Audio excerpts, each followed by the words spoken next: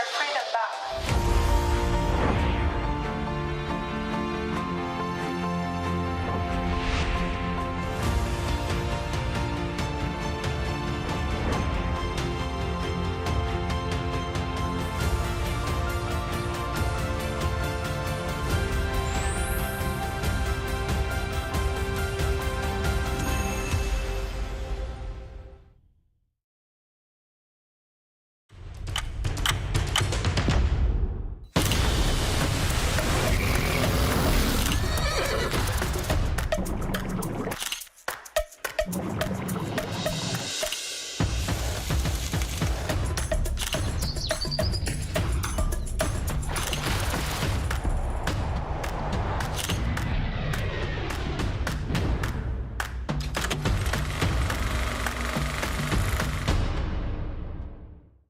Travel creates new experiences and unforgettable memories.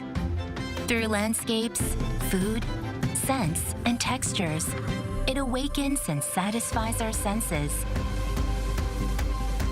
The endless joy and inspiration of traveling.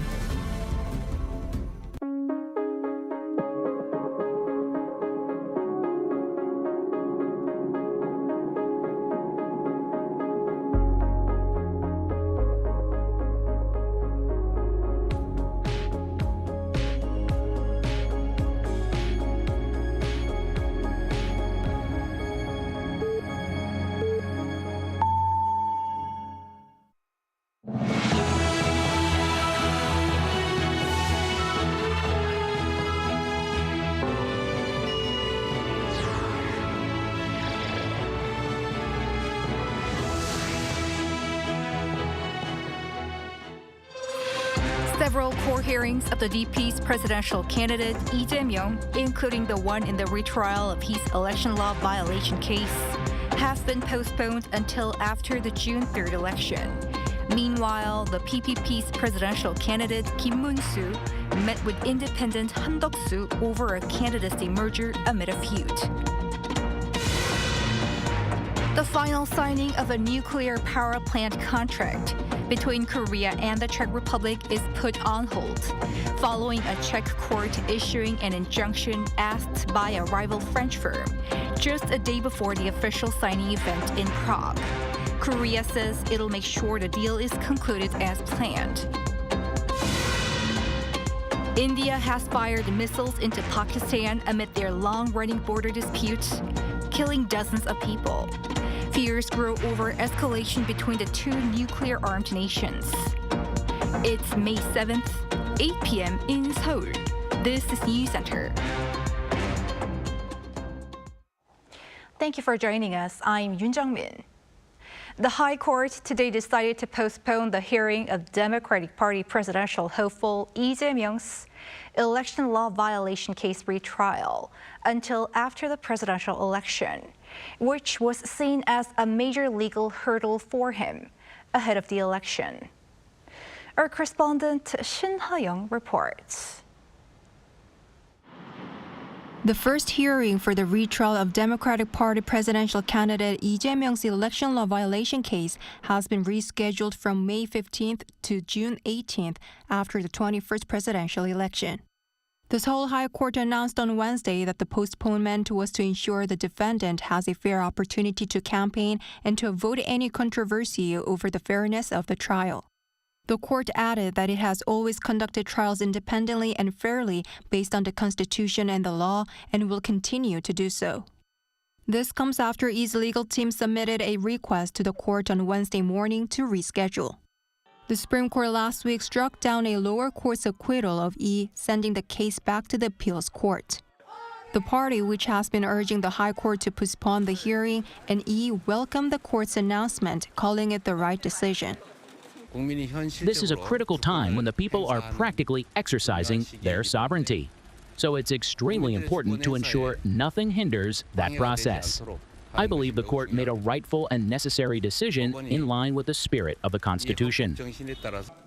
The People Power Party, on the other hand, expressed regret over the decision, with floor leader Kwon Sung-dong saying the court gave in to pressure from Lee's side. The same day, the Seoul Central District Court also postponed Lee's trial related to a land development scandal, one of 5 cases he is currently facing. Hearings were originally scheduled for May, but the court rescheduled it for June 24th.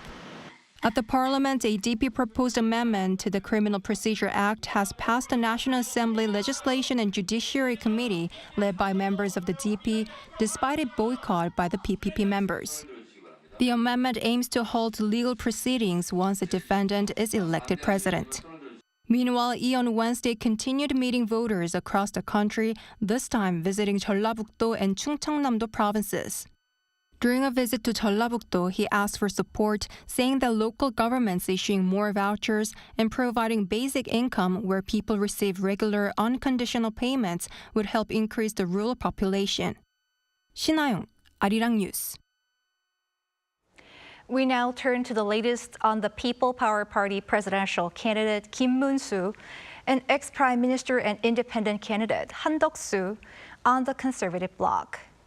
After suspending his campaign yesterday, Kim appeared in public for the first time earlier this evening to meet with Han to discuss a possible merger. We have our correspondent Kim Do-yeon for more on the line. Do-yeon, I hear the two wrapped up dinner just a few moments ago. Was there any progress? Jongmyo, at 6 p.m., People Power Party candidate Moon-soo and independent candidate Han Duck-soo began a long-awaited one-on-one talk in Seoul, aiming to finalize a merger deal before the presidential candidate registration deadline this Sunday. The talk lasted just over an hour, but according to the two sides, nothing has been agreed. This comes as the merger was expected to happen quickly after Kim secured the PPP nomination, largely on a message of unifying the conservative bloc behind a single candidate. But tensions quickly surfaced, and the meeting only came 4 days after his nomination, with Kim suspending his campaign on Tuesday in protest of what he called the leadership's rushed merger push. While Kim campaigned for a swift merger with the former prime minister, he has since argued that it should be managed directly by the candidates, not imposed by the party leadership. The leadership, frustrated with delays on Wednesday, opened a survey of registered PPP voters on the merger issue and issued a notice for a potential emergency convention, a move widely seen as signaling a possible replacement of Kim as the party's nominee. These actions deeply offended the candidate.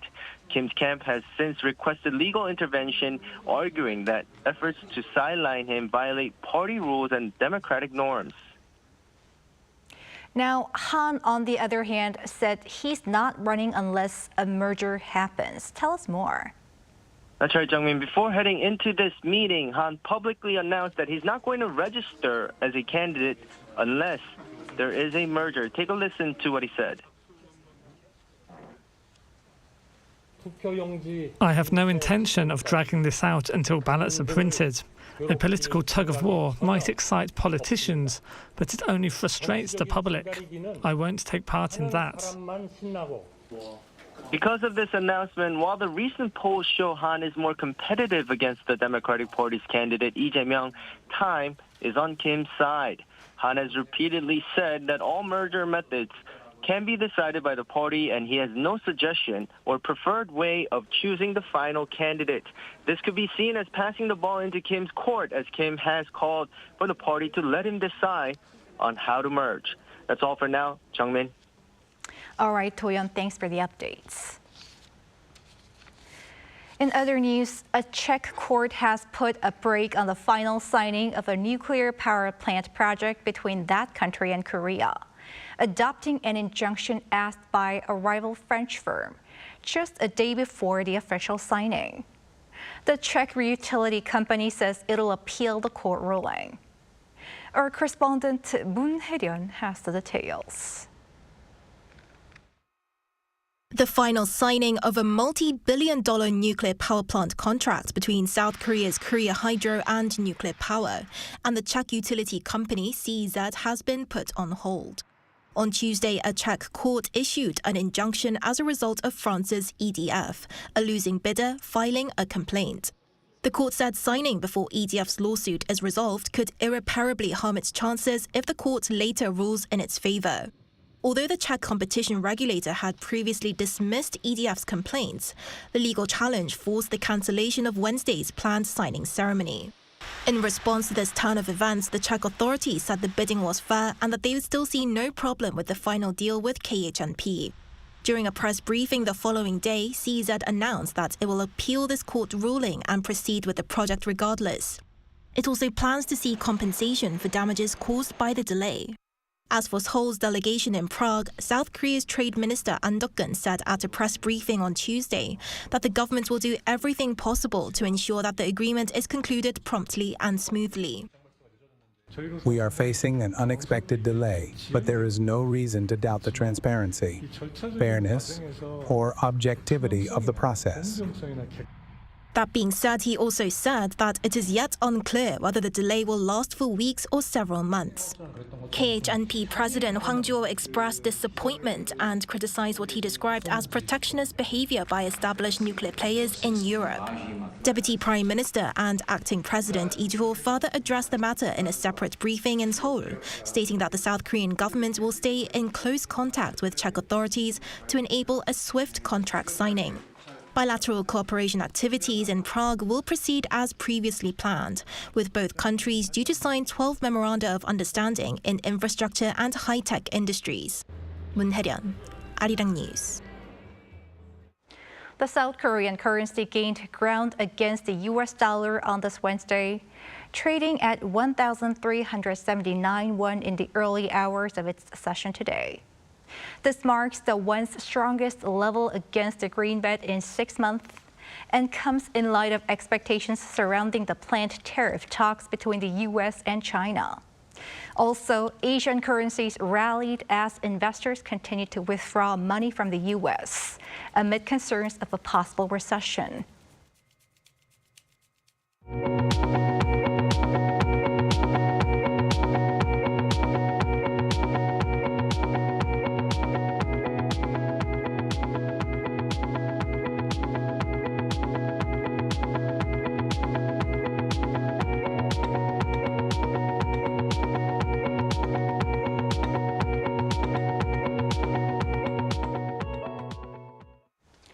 In what many observers are calling a dramatic escalation in tensions, two nuclear neighbors, India and Pakistan, have traded fierce fire over last month's deadly terrorist attack in the Indian-controlled part of Kashmir. Lee Jae-myung reports. In the early hours of Wednesday, the Indian military launched a strike inside Pakistan and Pakistan-administered Kashmir. Pakistani officials report at least 30 civilian deaths, including children, and over 4 dozen injured. Coined Operation Sindoor, the strike targeted what India called terrorist infrastructure, with the Indian government stressing that no Pakistani military facilities were targeted. Pakistan's Prime Minister Shehbaz Sharif called the attack cowardly, and the Pakistani army spokesperson promised a strong response as well. This cowardly, unjustified act of the enemy will be responded to strongly by the Pakistan Army, responding with the support of the Pakistani nation. Pakistan claims several Indian fighter jets were shot down in retaliation. India, meanwhile, reports at least 7 civilians were killed by Pakistani shelling across the de facto border that divides Kashmir between the two countries. The escalating military exchange follows weeks of rising hostility, notably the April 22nd terrorist attack in Indian-administered Kashmir that killed dozens, in which Pakistan has denied involvement. With both countries on high alert, United Nations Secretary-General Antonio Guterres has urged the two nuclear powers to exercise restraint. It is also essential, especially at this critical hour, to avoid a military confrontation that could easily spin out of control. Now is the time for maximum restraint and stepping back from the brink. U.S. President Donald Trump called the operation a shame, while neighboring China expressed regret over India's actions and urged both sides to avoid further escalation. Lee Jae-myung, Arirang News. North Korea's Kim Jong-un will not be attending Russia's Victory Day celebration this week, but Chinese President Xi Jinping is scheduled to do so. Our correspondent Kim Jong-sil covers the implications of this reality. In the heart of Moscow, Russia is preparing for a highly symbolic Victory Day, marking 80 years since the end of World War II. But this year's event is unfolding under a different kind of pressure, the ongoing war in Ukraine. The commemorations run from May 8th to 11th, with the annual military parade set for Friday in Red Square. 29 world leaders are expected, and military units from 13 countries, including China, will join Russian troops in the parade. But one leader who won't be attending is North Korea's Kim Jong-un. Pyongyang is expected to send its ambassador in Moscow, Shin Hong-chul, in his place. Though the North has confirmed support for Russian forces against Ukraine, its troops will not join the parade. There was simply no realistic way for Kim to get there. North Korea has no aircraft for the trip, and going by train would take several days. Another possible factor may involve Chinese President Xi Jinping, who is now confirmed to attend. Given that President Xi Jinping is the most prominent guest at this year's event, it's possible that Kim Jong-un chose to stay away to avoid being overshadowed. Professor Im added that Kim's absence may also reflect lingering tensions in North Korea's relationship with China. Meanwhile, Xi Jinping is stepping into the spotlight. His visit will include a summit with President Putin, expected to reaffirm the two countries' growing strategic partnership. I'd like to highlight that Russia and China's comprehensive partnership and strategic interaction are now at the highest level in history. Analysts say the summit is expected to focus on long-term economic ties and strategic coordination as both countries face growing pressure from the West. As China draws closer and North Korea pulls back, this year's Victory Day underscores a shifting power dynamic in Northeast Asia, less about history and more about strategy. Kim Jong-sil, Arirang News. The Papal Conclave to choose the next pope begins on Wednesday at the Sistine Chapel in the Vatican. 133 cardinals from 70 countries, the largest and most diverse gathering in history, will vote under strict secrecy. To be elected, a candidate must secure at least 89 votes, a two-thirds majority. The result of each vote will be revealed through smoke rising from the chapel's chimney. White for a new pope, black for no result. Pope Francis was elected in 2 days back in 2013. In other news, the most devastating wildfire in the country more than a month ago has left a deep scar in the southeast, still recovering from the severe damage. But hope is there. It's for this reason that a group of volunteer tourists are visiting the regions. Our Park Go-nu has their story. Weeks have passed since the worst wildfire in South Korea's history mainly scorched Gyeongsangbuk-do province in the southeast part of the country in March. Over 99,000 hectares of land, roughly the size of 140,000 football fields, were affected. In hard-hit regions like Andong, signs of the disaster still remain, from charred trees on once-dense forest slopes to ruined homes, warehouses, and damaged cultural heritage sites. And with recovery still underway, tourist numbers have declined. But recently, change has been made thanks to volunteer tourists, visitors who come not just to travel, but to help. Wearing gloves and masks and fueled by sincerity, they're clearing away burnt tree branches and gently cleaning cultural treasures using camellia oil amid thick dust. I was scared when the wildfire happened, though my school wasn't very close. I can only imagine how terrifying it must have been for people living nearby. That's why I came believing that small acts like ours can lead to big changes. Burnt tree branches like this are scattered everywhere. Just clearing one away helps bring life back to this region. And especially in a place that's full of cultural heritage, such as Andong, you get to realize how much we almost lost. And that's why every small effort here truly matters. And the residents have taken notice. The wildfire happened overnight. Everything just burned down, so it means a lot seeing these young people come all the way to this rural area to help us. After lending a hand, participants also get a chance to explore the area's beauty and history.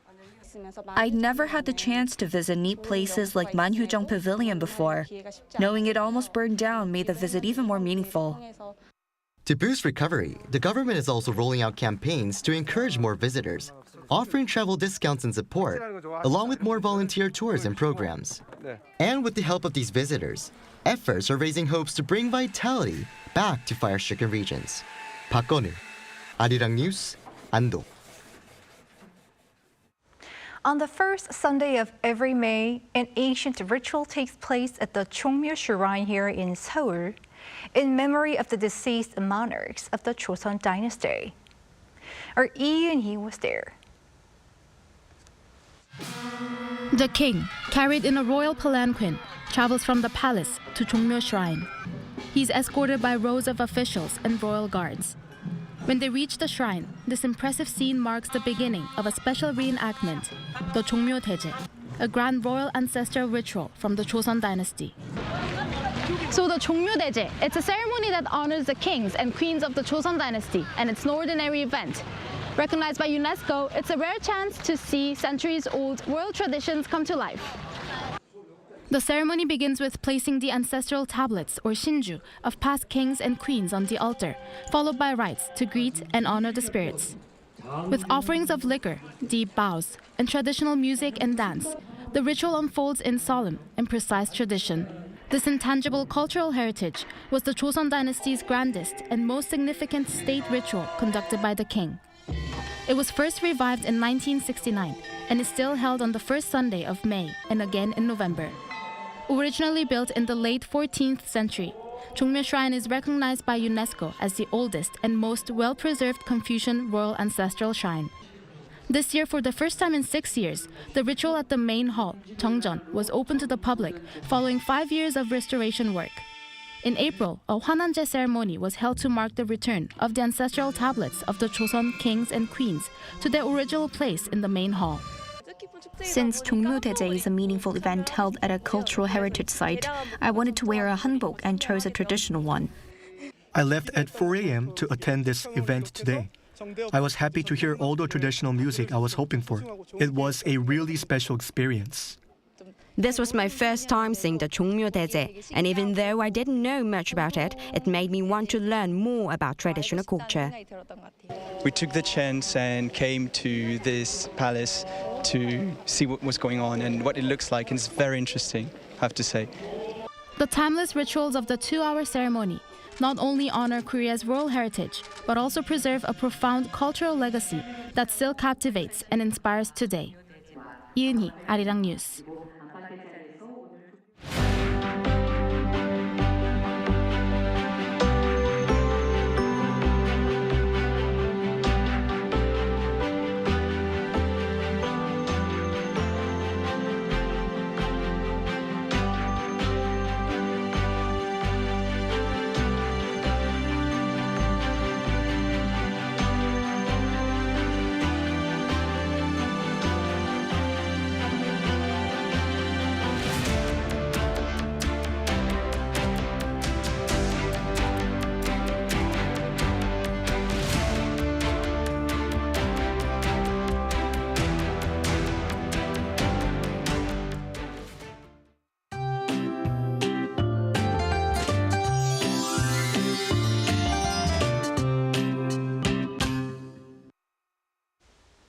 Returning back to the daily life after the long holiday, some perfect clear spring weather appeared today. The temperature in Seoul rose to 20 degrees Celsius today, widening the daily temperature difference. You need to take good care of your health throughout this week amid these temperature swings. Even hotter early summer-like heat will appear with the daytime temperature rising to 25 degrees in Seoul tomorrow. UV rays will also stay high in the morning and they'll be very high in the afternoon. Please wear sunscreen before going outside. Tomorrow morning will be very similar to today with Seoul at 10 degrees, Busan at 12 degrees. Highs will move up to at least 20 degrees across the country. On Friday, it will start to rain from the south coast and Jeju Island at dawn and spread across the country in the morning. That's all for Korea. Here are the weather conditions around the world.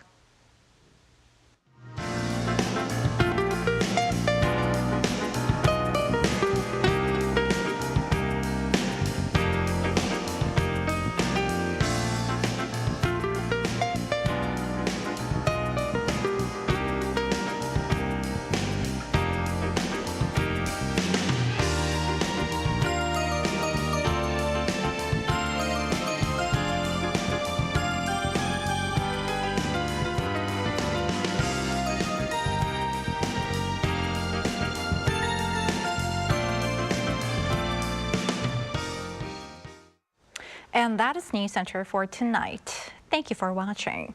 A panel session up next.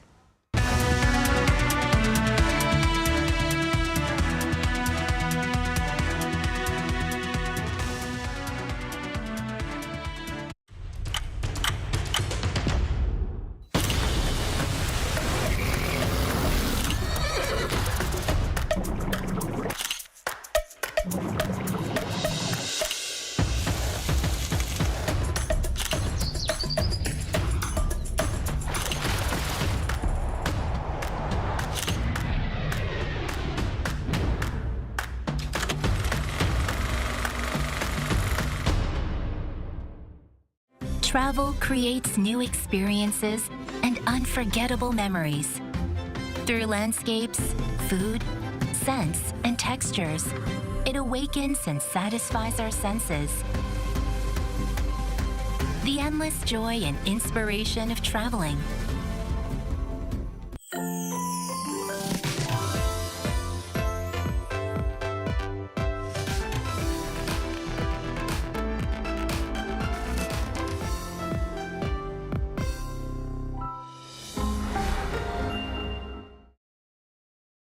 제21대 대통령 재외선거.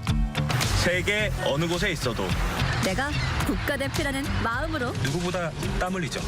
지금이 국가대표임을 보여줄 기회. 대한민국 국민의 권리. 대한민국 국민의 의무. 반드시 투표합니다. 국가를 위한 대통령 투표. 제21대 대통령 재외선거. 중앙선거관리위원회.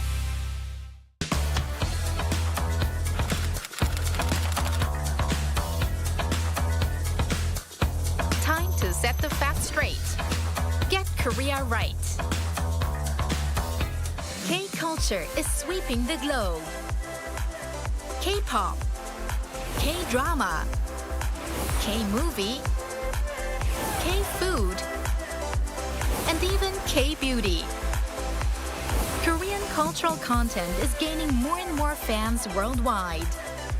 It's indeed the golden age of K-culture.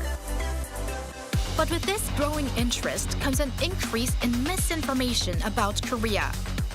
There's so much inaccurate information out there. Even AI can sometimes get it wrong.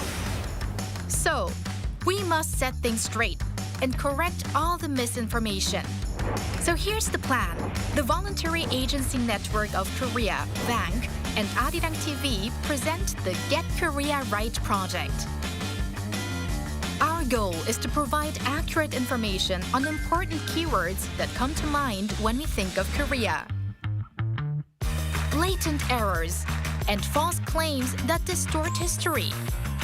It's time to set the record straight, sharing the true history and culture of Korea while raising the national brand. Let's get started with Get Korea Right. Are you ready to join?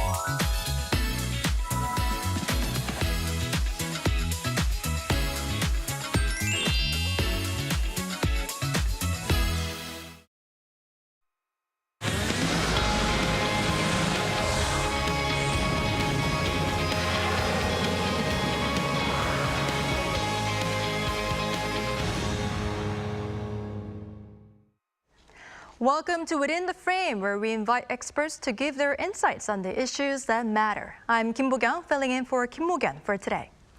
The world has been facing Trump's series of tariffs, including the recent 25% tariff on foreign auto parts added on existing ones on imported cars. Amid tough tariff impositions, Washington's fierce trade talks with each country have been ongoing, with Seoul aiming to remove tariffs on the country by July and shield its industries from the latest duties. How does an expert forecast tariff talks to go, and how should South Korea deal with this? For more on this, we invited Choi Stangaron, former senior director at the Korea Economic Institute, into the studio. Welcome, Mr. Stangaron. Thanks for having me. Thanks for being with us. Now, Mr. Stangaron, last Tuesday marked the 100th day of President Trump's second term, and it has been really chaotic, especially regarding the tariff policies. Now, overall, how did you see his first 100 days? Well, first off, when we look at the first 100 days, it's literally been record-setting. President Trump has issued more executive orders than any modern U.S. president. This goes all the way back to FDR, where we get the whole concept of the first 100 days of a presidency. And so in that sense, he's already been outpacing. But it's been a mixed bag, if we're being frank. This second Trump administration has been more prepared than the first was, but we've still seen executive orders that aren't necessarily as tight as they could be. We've seen different policy confusions on the part of the administration. So it's clear President Trump has a vision to take and reshape the United States to reorient policy, but it's been relatively hectic and chaotic. And some of this is intentional. They have talked about shock and awe and the idea of keeping their opponents off balance, but that comes with a mixed bag at the end of the day. Right. And like you said, he was outpacing with all those policies, and according to Trump, to make America great again, right? But apparently it seems the economy is dealing with the shock right now, as the U.S. economy contracted in the first 3 months of this year. Now, how did you see the economic impact? So when we look at a lot of President Trump's policies, specifically on the tariff side, you've seen both business and consumers begin to react. So on the business side, you've seen more imports coming in as companies try to take and get goods in before the tariffs come into effect. Well, there's actually, in this past month, there's been a huge surge in pharmaceutical precursors as pharmaceutical companies try to get what they need in before tariffs hit. You've also seen a situation to where the tariffs are starting to impact trade with China. Ships coming into the port of Los Angeles are down about 1/3 and expected to go further. You're starting to see discussions from Walmart and Target about empty shelves, perhaps in a few weeks, on certain items. So you're having these negative effects. At the same time, consumers have absorbed the idea that prices are going to rise. So their expectation for inflation has gone up. They're starting to cut back on spending. And so those things are having a negative impact on the economy. And so it's really sort of playing into how both business and consumers view the economy and how they're targeting to take and try to prepare for the tariffs once they're actually implemented. Do you believe this is going to continue even if the tariff negotiations go well? I think to an extent. One of the sort of unknown questions with this, and there was actually breaking news this morning that the UK may be close to having a deal. Right. But the one thing that came out of that is the 10% universal tariff that's part of the reciprocal tariff doesn't seem to be impacted at all. And so this is sort of the question, is 10% now basically the new U.S. normal? And if so, that's going to have a negative drag on the economy. All right. Well, let's delve a little bit deeper into new tariffs that recently took effect, the tariffs on auto parts. Many experts say this could have a greater impact on automotive industry rather than the earlier tariffs on finished vehicle imports. Why is this the case? I think this is a complex situation. We have global supply chains. One of the things that we know from the pandemic is that there are certain auto parts that, for example, Hyundai and Kia use in all their vehicles around the world that come from China. And so anything that's coming in from China, right now at least, you're talking about a potential 145% tariff on it. So you have non-US Korea tariffs that are actually going to take and start impacting the supply chain. You have these questions which the administration started working through on their auto parts tariff, to where they've, one, made a decision that they won't take and impose the steel and aluminum tariffs on assembled vehicles in the United States. So that's good relief. for any parts coming in that go into an assembled vehicle, they're creating a 2-year window to where you still have to pay the tariff, but it will then be reimbursed after the vehicle is made. So you have a complex system being put in place. You have these questions about tariffs on parts coming from other parts of the world that are going to be more expensive. And so in some ways, even if the price shock isn't necessarily as high overall as it would be on a final assembly vehicle, it starts making the supply chains much more difficult to manage. I see. And with multiple rounds of tariffs targeting both the imported cars and also the auto parts, Korean companies, of course, including Hyundai Motor, Kia, and others like auto parts and tire industries are scrambling to respond. If you can give any advice to these companies, what would it be? Well, one of the challenges right now is there's a lot of uncertainty. So it's hard to make a move when you don't know what tariffs are going to be in place, whether there's going to be a pause, whether they're going to be reduced, and if so, how much. So I think the first thing is it's really difficult for companies to make a decision right now. But when we look at sort of the broader landscape, one, Hyundai is in a slightly better position because the new Meta plant in Georgia opened up. That gives them the capacity to build 300,000 more vehicles.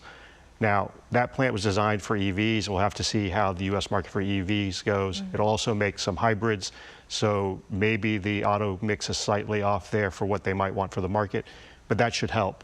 You also have positive news in that the tariffs on Mexico have been paused, and all the Kia Fortes are made there, so that sort of helps right now.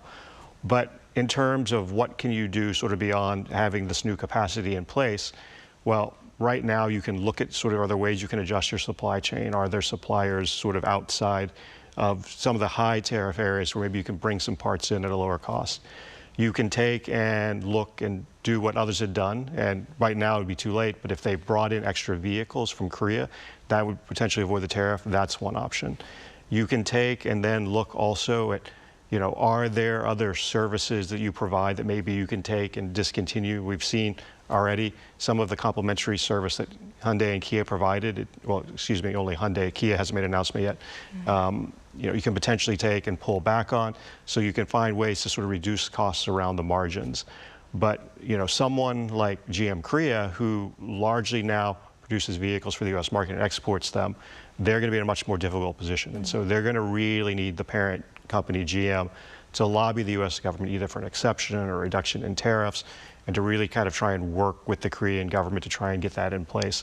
So some of this is going to be a mixture of negotiations. Some of this is going to be about readdressing your supply chain. Some of this is going to be about seeing, are there other areas we can cut costs? And some of this may be simply, and some companies have done this, you know, pausing imports until maybe there's a new window where you can bring things in. So it's going to be a lot of different options to try and sort of navigate this over a period of time. And all of those different options, of course, take some time, right, for companies to adapt and use. All right, well, let's turn our eyes to Washington's trade talks now. Top U.S. officials are going to have a high-level Chinese delegation meeting in Geneva, as far as I know, this weekend. How do you forecast this meeting to go? So I think the fact that the U.S. and China finally decided to talk is important in itself.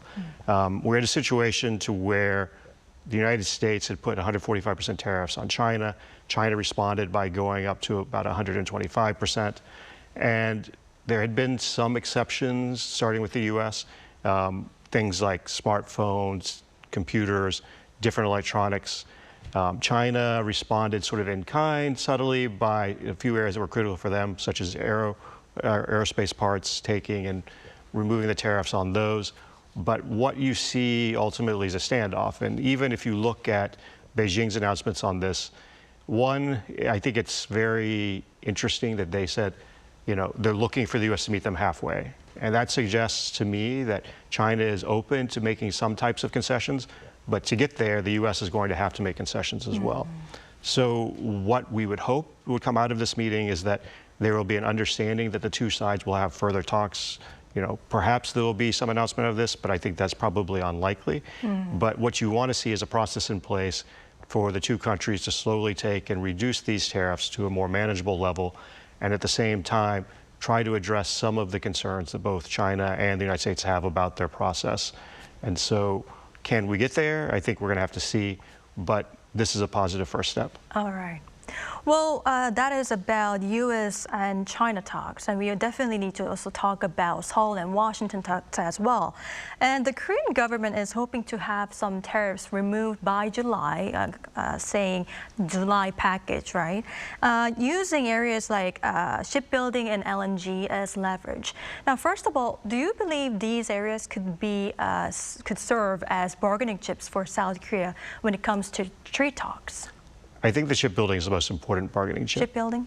If we look at the current situation in the United States right now, the U.S. built 5 ships last year. The capacity of the United States to build ships has just completely withered away. And so when you look at contrast in Korea, one of the world's top shipbuilders, there's a real match there in terms of where we can cooperate and build this up. This is seen as a national security risk. Now, former National Security Advisor Mike Waltz and Marco Rubio both were supportive of this when they were in Congress. And so I think, you know, given the lack of capacity in the United States, given the importance that it's seen in terms of taking and reshaping the shipping industry, and I would note that there was a Section 232 case filed under the Biden administration looking at shipbuilding, and it's now going to take and put increased port fees in to try and spur more shipbuilding in the United States. That, you know, this is something that the U.S. is serious about. It's something to where Korea can really contribute. And so I think, you know, this should be a good area to take and really build cooperation and try to remove some of these tariffs. LNG is another positive one. Some of the LNG imports that Korea used to import during the Ukraine war were shifted to Europe, so there's clearly capacity to bring more into Korea. At the same time, there is this Alaska pipeline out there. It's sort of unclear what will happen there because it probably requires Japan to agree as well. There's also very high costs, so I think all that has to be weighed. But shipbuilding is a good place to start. I think defense industrial cooperation more broadly is a good place to go. But all of these give Korea, I think, some very positive ways to approach the United States to try and remove, perhaps not all, because it's not clear if the U.S. will remove all the tariffs, but many of the tariffs and reduce them. Since you talked about how the shipbuilding industry could be an effective bargaining chip for South Korea, I'd like to ask you, what advantages does South Korea shipbuilding industry have in the perspective from the U.S.? So one, if we look at certain areas like LNG carriers, Korea is the best in the world. So if you look at that in terms of the U.S. trying to expand its LNG exports, there's a clear match there in terms of someone who can take, perhaps invest in U.S. ports, start building LNG capacity there. And there's actually been this concern in the LNG community that the way the Trump administration is approaching shipbuilding in the LNG side, because interestingly, on the other ship port calls, the new port fees only apply to Chinese-made ships. In LNG, it applies to ships from all around the world. And so there's some consternation on the U.S. side for that. But this is something to where I think there's real ability to build capacity in the United States, meet a need that matches what the U.S. is trying to export, and take and address, you know, this broader issue of tariffs. And so that's one advantage. The other is, I think, you know, we've already seen Hanwha invest in the Philly port. There's discussions they might be interested in investing in another port. So there does seem to be, even just on the business side, some mutual interest in doing this as well outside of the tariff. So I think this is kind of why Korea sort of fits as a good partner in this area. All right, I see. Now, as you already know, South Korea is currently facing an unprecedented leadership vacuum with Finance Minister Choi Sung-mo, who has been building rapport with his counterpart, Scott Bessent, no longer in the office. And a lot of experts say this could be a little bit difficult for South Korea when it comes to trade talks. Should we be worried about this? I don't know if we should be worried, but I think the clear challenge here is that we were in a situation to where the United States was already dealing with an acting government. And now one of the key individuals in those talks has now been removed. Will this stop the talks? No, the talks will go forward. Right. But could this slow the talks? Could it make progress more halting? I think so, because, you know, as you mentioned, there was this relationship being developed. Right. Whoever comes in, they will be, you know, obviously versed in the issues, but they don't have that relationship yet. And this is something to where, you know, the United States is negotiating, according to Secretary Bessent, 17 agreements right now. Now, President Trump has started to back off on the timeline, suggesting that these may take till the end of the year rather than the 90 days. But ultimately, this is a heavy load for the United States. And it's something to where if you start changing things on your partner side, it makes it more difficult to move forward. And so I think this is more about the challenge that it takes and makes in sort of speeding the talks along rather than impacting them long term. Well, you see, a lot of local media reports said there are quite different atmospheres that could be felt from the Korea and U.S. side. Korea government, like I said before, are trying to, you know, they're not in a rush, right? Because they need to go over the presidential election, and that's why they keep talking about the July package. But the local reports are saying the U.S. has different mind because they want to just speed it up. Since you're the expert in all of those areas, how did you see the atmosphere? I mean, could you feel the different atmosphere? Well, let's just go back to the very first meeting. You know, Secretary Bessent is in the White House just after the meeting, and the first thing he essentially says is that, well, Korea brought its A game, so that's positive, but he basically says, I think we could have a deal next week. Obviously, the Korean side sort of put the brakes on that idea, but there, I think, are a series of negotiating tactics going on in issues here. One is the Trump administration is probably only in these talks because we saw not only the stock market, but the bond market start to deteriorate. And so rather than sticking to their guns, which originally President Trump had said, Peter Navarro had said, that, you know, we're not going to negotiate. These are going to be the permanent tariffs. We've seen them now move into what I think was Secretary Bessent's preferred approach, which is use the tariffs as leverage to address different barriers in markets. But to do that, they also need to demonstrate that this is a successful tactic. So they need deals, they need them quickly, and you need deals that will take and calm the markets so that way they can see this is a policy that's going to work. And so there is, I think, an effort by the U.S. to try and push countries into quick deals, to get these done, to make this look good, and to sort of take and calm the markets. Now, on the flip side, you know, this also works the other way. If you're Korea or another trading partner with the United States, you're going to look at the situation and see, all right, President Trump has already backed off and put a 90-day pause in. He paused the tariffs on Mexico and Canada. There is sort of this, you know, trend in the U.S. policy of sort of backing off things as, you know, markets start to take and look at skew and set what's going on. And so what I think you're going to see is an effort to not only manage the politics in South Korea, but also I don't know that any country really wants to be the first country to make a deal because you kind of want to see what the package can look like and how you could potentially improve on it or do better. And so there's a risk if you're the first country, you probably don't get the best deal that can be gotten, but you don't want to be the last country either. So you want to find that sort of sweet spot where you have a good understanding of what the administration is willing to do, but you're not so far down the line that they basically say, too bad, you didn't negotiate quick enough. All right, I see. And even if trade talks between Seoul and Washington are resolved, there are lingering concerns that the U.S.-China trade war could eventually affect Seoul economy if prolonged. What's your view on this? I think there is definitely going to be reverberations. And so I was kind of mentioning this earlier when we were talking about the different tariffs around the world. We have a global economy these days, and you know we saw this during the pandemic, how supply chains cut across countries, and that's still largely the case. And so even if Korea is able to negotiate all the tariffs away, you know, best case scenario, you're still going to face a situation to where if the 25% tariff goes in on Mexico, any goods or parts that are produced by Korean companies that go into the United States from Mexico are going to have a tariff on them. Anything from China that's produced there, be it a part to go into a Hyundai or a Kia or something else, once again, tariff. And so, you know, even when you start looking at, you know, other goods, this is going to be an issue. And so you can only do so much as the Korean government to manage this, but ultimately the companies are going to have to deal with what tariffs are left in place with other countries and then intersect their supply chains.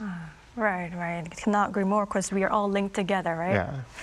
Now, Mr. Stanganon, amid such widespread political and economic uncertainties we're facing, what advice would you offer to South Korea in navigating Trump's, evolving tariff strategy? So I think there's a few things. One is be patient. Not so patient as to take and lose the opportunity for a good deal, but patient enough to sort of see how the process is evolving, take and be able to negotiate a good deal. Two, understand the leverage you have, which is that there are certain unique things, be they shipbuilding, be this Alaska pipeline, which are big asks by the United States government and in theory should provide significant relief. And so, if we take this UK deal, for example, it seems like a very small package. The UK is going to take and reduce tariffs on autos, reduce tariffs on agriculture, and make some adjustments to its digital services tax. In return, all it's receiving is essentially a tariff rate quota for autos and a tariff rate quota for steel. So not even a complete reduction of the steel and the auto tariffs. And so I think if Korea is going to make significant investments in the United States, it should be getting in return significant tariff reduction, at least relative to other countries. And so understanding the value of what you're putting on the table, if Secretary Besant is right and Korea has got its A game, it should be getting an A package. And so you have that part of the process. And the other side to this, I think, is, we talk about shipbuilding, we talk about LNG, but there are other things I think Korea can do and should be open and flexible about in terms of putting a package on the table that could potentially appeal to President Trump. Right now, because of the situation with China, because of the reduction in U.S. foreign aid, it's going to hit U.S. farmers very hard. And there is a lot of food that's already been grown, that's expected to be shipped, that could be, basically lost. Farmers are going to have to be bailed out by the U.S. government to make up for this. If I were a Korean negotiator, I'd be going to the Trump administration and saying, we can buy more agriculture from the United States. We can help you deal with this problem that comes from these tariffs. And at the same time, it's not necessarily that Korea needs to take and bring the food here. Korea could then improve its own foreign aid policy, take and provide that aid to countries that were losing out on food aid, and take and work on its own international outreach and try and improve its own soft power. And so this is something to where I think creative policymaking could help the Trump administration with the domestic political issue, help Korea with the tariff issue, and also help Korea potentially more broadly in terms of soft power in developing countries. And so trying to look for things like this that are flexible, things that where the tariffs are going to have a negative impact on the United States, what could Korea do that might help the United States with those negative impacts? And then approaching the U.S. government and saying, here's what we can do. Let's talk about a better deal. All right, so be patient and be flexible, yes, I would say. All right. Now, I'd like to ask you many more questions, but unfortunately, this is all the time we have. Well, thank you so much for your time and insights today, Mr. Stangaron. We really appreciate it. Glad to do it, and thanks for having me. Thank you. All right, this brings an end to today's Within the Frame. Thank you for staying with us. Tune in at the same time for a critical analysis on the most recent issues with Kim Moo-gyun back on the spot. Until then, goodbye.